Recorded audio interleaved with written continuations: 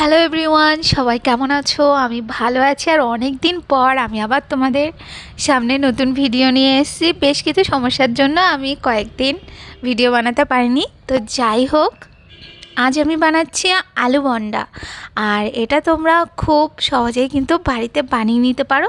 তো আলু বন্ডা বানানোর জন্য প্রথমে আমি এখানে বড় বড় সাইজের দুটো আলুকে প্রেসার কুকারের মধ্যে দিয়ে 3টে সিটি দিয়ে আলুটাকে সেদ্ধ করে নেব। এরপর আলুটা সেদ্ধ হয়ে গেলে আলুটা যখন ঠান্ডা হবে তখন আলুটাকে ছাড়িয়ে নিয়ে আলুটাকে ম্যাশ করে নেব। এরপর কড়াইয়ের মধ্যে তেল দিয়ে ওর মধ্যে দিয়ে দেবো হাফ চামচের মতন জিরে ফোড়ন, আর এখানে আমি দিয়ে দিচ্ছি কারি পাতা। তারপর আমি ওর মধ্যে আদা কুচি, রসুন কুচি আর লঙ্কা কুচি দিয়ে দেবো। এখানে আমি 2 ইঞ্চির মতন আদা আর 15-16টার মতন রসুন দিয়েছি, আর লঙ্কা যেমন খাবে সেরকম বুঝে দিয়ে দেবে।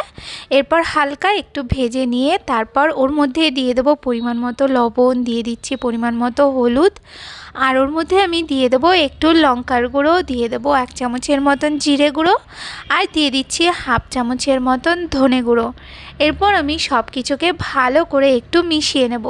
সব কিছুকে ভালো মতন মেশানো হয়ে গেলে তারপর আমি ওর মধ্যে দিয়ে দেব সেদ্ধ করা আলুটা দিয়ে এরপর ভালো করে নাড়িয়ে চাড়িয়ে গ্যাসটা একটু জোর করে দিয়ে আলুটাকে ভালো করে একটু শুকনো শুকনো করে রান্না করে নিতে হবে।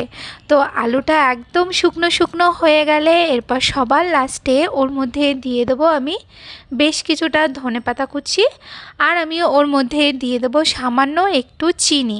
এরপর ভালো করে আবার 2 থেকে 3 মিনিটের মতন ভালো করে একটু নাড়িয়ে নেব।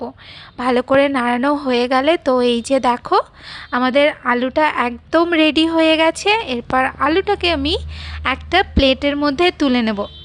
তারপর আলুটা যখন ঠান্ডা হবে তখন আলুটার থেকে অল্প অল্প আলু নিয়ে, মানে এটা তোমরা সাইজে বড়ও করতে পারো অথবা ছোটও করতে পারো, আমি একটু ছোট ছোট করে করছি।